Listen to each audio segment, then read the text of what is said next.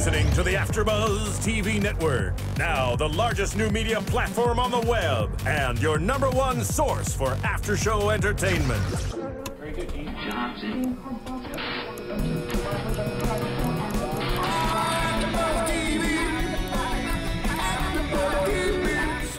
The AFTERBUZZ Studios in Los Angeles, California. Presented by Maria Menounos and streaming live thanks to Akamai Technologies. This is AFTERBUZZ TV's Surviving Jack After Show. We'll break down tonight's episode and get you all the latest news and gossip. And now, another post-game wrap-up show for your favorite TV show. It's AFTERBUZZ TV's Surviving Jack After Show. That is it. Let's get started. Hey guys, another awesome episode. Episode 6. We are in episode 6, fully into this season of, it's called She Drives Me Crazy of Surviving Jack. I am Monis Rose, and to my left is the awesome, always awesome Adrian Snow. How you feeling today, Adrian? I feel great. Feel great, and yeah, good. I mean, everyone here at AfterBuzz is loving the new do. By the way, loving Thank it. You know what made you? Yeah, going back to this hairstyle. Yeah. Okay, so it wasn't always the braids. Oh no, the braids were just kind of a break. I just needed to not be constantly touching my hair every day. Well, we love it. It looks good. Thank you. Absolutely. Now, and how did you feel also about this new episode of Surviving Jack? Oh, I liked it a lot. You know, I found myself laughing out loud a few more times than I had in the past. So there were some finding their way. Yeah. There were some, and also to me, there were some better zingers. You know, the writer of this episode, want to mention Corinne Marshall. She came from Suburgatory, so I mean, and she did a couple of award shows too. So I mean, you know, her zingers that she peppered in of really really good zingers, especially with Jack and even Joanne as well. Yeah. And you know, and she writing also, and we'll get right into it. She writing for Rachel this week. Rachel pretty much stole the show, I feel. I mean, I did predict we were gonna from last week that we were going to see more of Rachel. I don't mean to pat myself on go ahead and pat you know, yourself but back. we did. Yeah, you're right. I mean, it was kind of one of those things where she was the last person to be touched upon. You know, everyone else kind of had they are the person of the moment in the past episode. So it's nice to see her have like more of a full character in the episode for once. It was also nice to kind of realize that she's not really as ditzy as she comes off. I mean, she's very shallow. She's very much aware of like her power physically, but she's also incredibly intelligent just by what she was able to pull off in this episode. She is, and what we're talking about is that, you know, right from when the episode starts, Jack and Joanne want to confront Rachel about college, and they say, "Oh, you need some extracurricular activities," because evidently Rachel doesn't have any except going to the mall, but I don't think you could put that on a college resume. No. I'm a mall professional. I love going to the mall. I mean, you can try. Yeah, exactly. Definitely. Why not? You could try. But, you know, she's very smart. She had this already ingrained. She was already contemplating what she was going to say, and she tells her parents, "Hey, I joined the wrestling team," which, whoa, this is left field for them, especially Jack. Because you're right, this is we know Rachel as being this ditzy, no-brainer type of woman, and even of all sports, not cheerleading, not dance. She joins wrestling. Did that surprise you? It did, just going off of her character. I feel like I've seen some 90s show where a girl did join wrestling. Maybe I'm just thinking of Little Giants, but that was football. But you know, hey, that was like, also a good early 90s but a movie, right? Yeah. Yep. So it wasn't too surprising because I feel like wrestling was kind of the thing you did. Or like Saved by the Bell, there was an episode where Slater joined the wrestling team. But for her character, yeah, it's kind of just out of left field that she would choose to do that. There's other things she could have done. I mean, I was a member of the Beta Club? National Honor Society? The Beta Club? I think there's the Beta Club, which is like one below National Honor Society, and you don't really do anything, but it looks good on. You Well, just have to have certain awesome. GPA. Awesome. Yeah. Okay. Well, It's easier than wrestling. did you join the wrestling team too? Did you say to your parents, "Hey, I'm going to join the wrestling team, Mom and Dad"? No, I did. I was aware that colleges looked at that kind of stuff, and I joined cross country for like a month, and then I left because I found out I could letter in drama, so I went to the one-night competitions and got my letter. Excellent. Hey, whatever very works. smart. Yeah, very smart. Always thinking Yeah. of, exactly Yes. doing. Shall we call it the Rachel way or maybe the Adrian way? I don't know. I liked drama. I have a degree in acting, so Excellent, it's excellent. like that's gonna be it. So she joins the wrestling team, but first really has a little trouble because the wrestling coach would not let her on. And the wrestling coach, played by Neil Flynn, which you know him from The Middle, but also as the janitor, and he makes reference as the janitor from Scrubs. Yeah. And the show is, one of the execs is Bill Lawrence from Scrubs. But anyway, so the wrestling coach will not let her on. So but Jack, interferes and says, "Hey, you let my girl on." Yeah. And they make a little bet saying, "Hey, we're going to wrestle. And if you pin me, then your daughter can join." And that's what happens. I thought they were going to go in the same direction that they went a few episodes back, where it was like this whole type of feminist push with Rachel again, because she was again denied because she was a woman on the wrestling team originally. And so it was kind of nice that they decided not to push that with the whole feminist agenda and just be like, okay, this is an issue. Let's just settle this as quickly as possible so we can get her on the team. That's a good point. And really, we did not see Rachel raise a lot of issues like she did with the homecoming dance when she was comparing the homecoming dance to the civil rights movement. Yeah. So I'm glad they just pushed that under the rug, and maybe we will see that side of Rachel pop out, but I'm glad we did not this episode. You're right. That was a good observation. So wrestling gets started. The wrestling team is in full swing. And what happens, Adrian? Well, this is why I said she's incredibly smart. It's because she found a loophole, which if I had known about this loophole, I probably would have joined the wrestling team as well. But if you don't have anyone to compete against in your weight class, then you win by default. And being that no one weighed 106 pounds, apparently, which I find to be odd for young high school guys. I'm sure there were some malnourished. I played. I teenagers. was on the wrestling team in high school. There were many men, but I mean, because doesn't take much. Yeah, high school with young men, you have the pre-puberty guys, the freshmen and sophomores, and then you have the manly. The guys who hit puberty at like 13 and the guys who hit puberty at like 17. Exactly. Yeah, but she, out of that, she doesn't have to wrestle anyone, but she's also allowed to put this on her college application. So and she enjoys it. I think the male audience really enjoys it. She even, how'd you like how she decorated her leotard? I believe it's called a leotard. Her wrestling singlet or her singlet, I guess. It's a leotard for her, I guess. Okay, leotard. I don't know what it's for the guys. Yeah, but she dressed it all up with dazzling and yes. It was cute. Actually, in my high school, we were the Bulldogs as well, and we had the exact same colors. So when I saw her with the garter on, I was like, oh, it's like the cheerleaders. Are you a consultant on the show? Were you a consultant on this episode? No, but I will be. You can call me at 770. Excellent.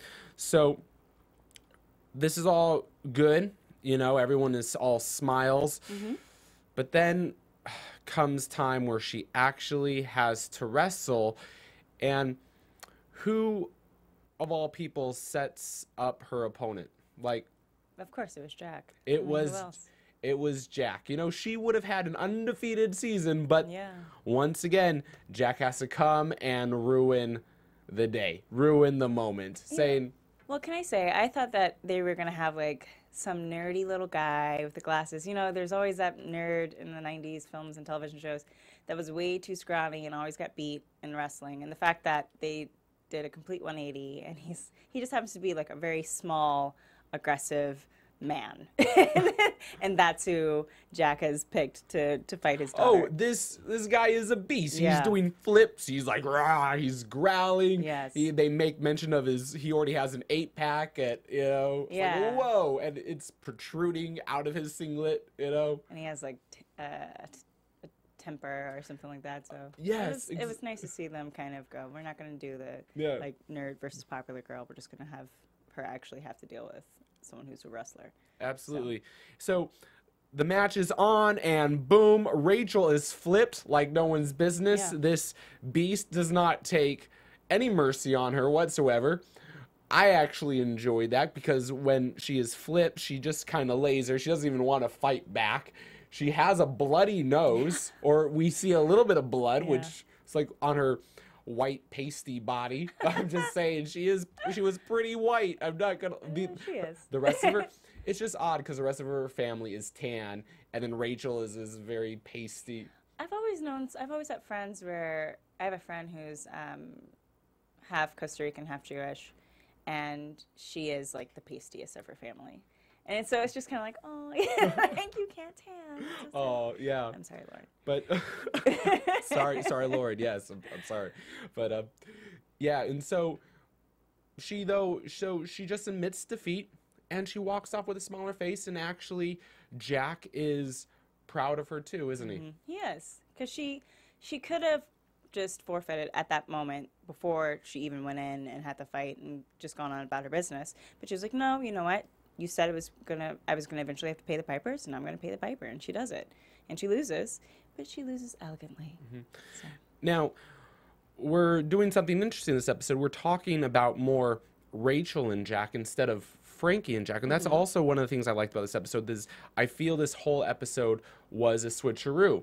They changed it up, so we got to see more of that relationship. And before we talk about Frankie and Joanne, which was now the B story in this episode, let's talk about another really good show. I wanted to talk about the show that's on Oxygen, which is an awesome show. It's called Chasing Maria Menounos. Now, AfterBuzz TV, I don't know if you know this, Adrian, wouldn't be around, but if it wasn't for Maria and Kevin Undergaro.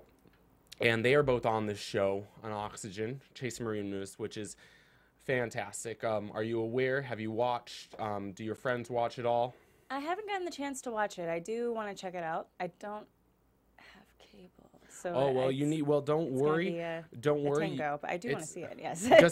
just because you don't have cable, you can watch it on iTunes, Amazon, on demand. I mean, there are many ways. Oh, yeah. I mean, obviously, and the fan community out there is really loving it. I love it. So yeah, please tell all your friends, watch Definitely it. It is fantastic.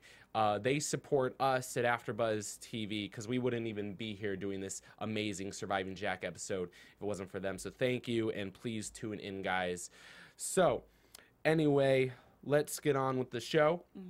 We have Frankie and Joanne. Tell me, what's the relationship like? Because we usually just see a Frankie and Jack relationship. Now we see the Frankie and Joanne relationship. Well, he's a mama's boy, which is so sweet. Aww, mama's boy. Mama's boy. But he calls his mom like his best friend. Aww, I'm doing a lot of awes. And they have a mom and son vacation that they take every year. Oh yeah, they had like a little hotel party in this episode. They got in their robes. Yes. I mean, and it is kind of adorable. You don't ever really see that portrayed, the relationships that mothers and sons have on television. At least I've never really seen it at that depth where you kind of see like, oh, he's a mama's boy. Aww. So so they're at this. They take this, I guess, staycation or spa vacation something or something. Exactly. And then though Frankie is in high school, and he is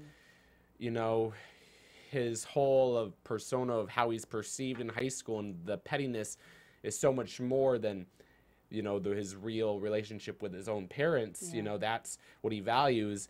And the baseball team, I think it was the baseball or the athletes, it's the varsity baseball team. The varsity baseball team, they see him with his mom, and then immediately when that happens, the rumors start. He already gets now a new nickname. Mom Hummer. Mom Hummer? Yeah. Oh, no. Wow. That's a bad one. That was a bad one. With the zingers, with the others good zingers, I don't know about that one. It could be more creative, I think. Yeah. Mom Hummer. I mean, also it's just like, never heard of that that's one. really gross because it is your mom. Do you like a Hummer? Oh yeah, absolutely.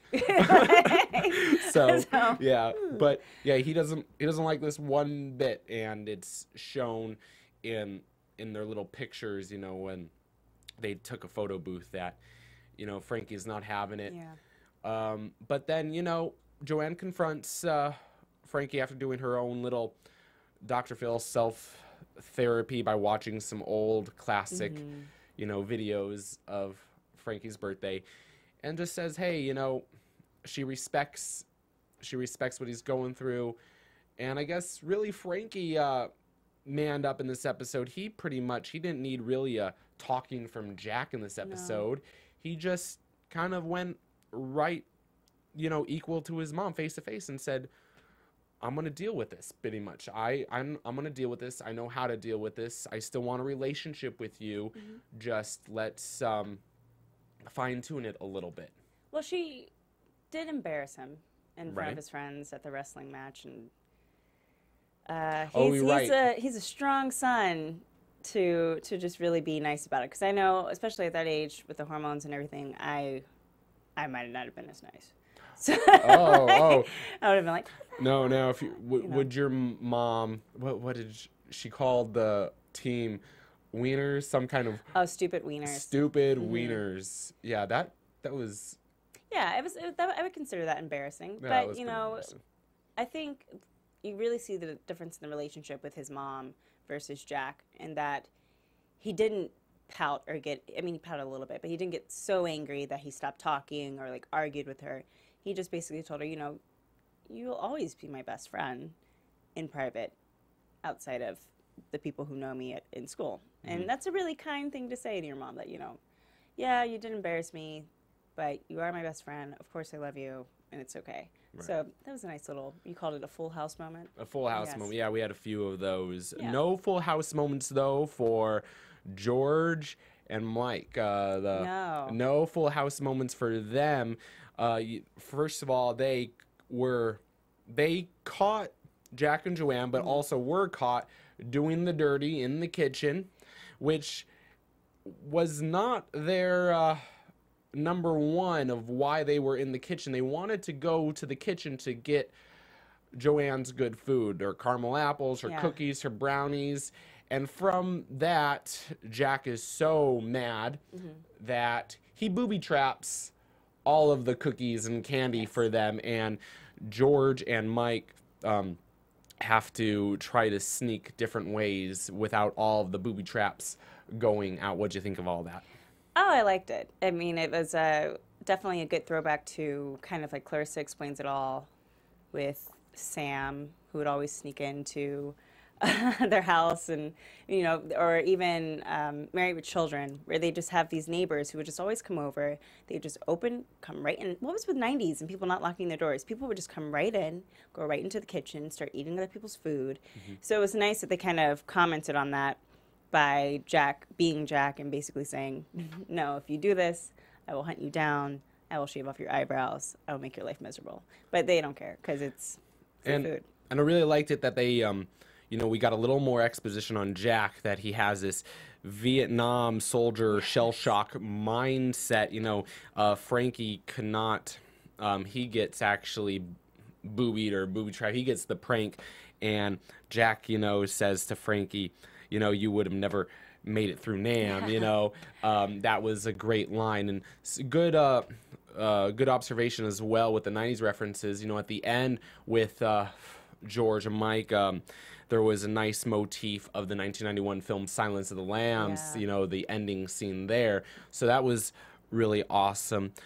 So yeah, it was a good all-around episode. The you have one. Oh yeah, absolutely. I did want to say, just jumping back real quick, that the one thing that kind of threw me a bit about the episode was that it was the varsity baseball team who was catching Frankie, like with his mom or whatever, which kind of sounds naughty, but But on episode 2, Frankie had joined the varsity baseball team. And someone commented on how some of the episodes are being run out of order. The episodes are out of order. Yes. All right, so fans out there, just take it with a grain of salt. You know, I mean, probably take it up with the programming department over at.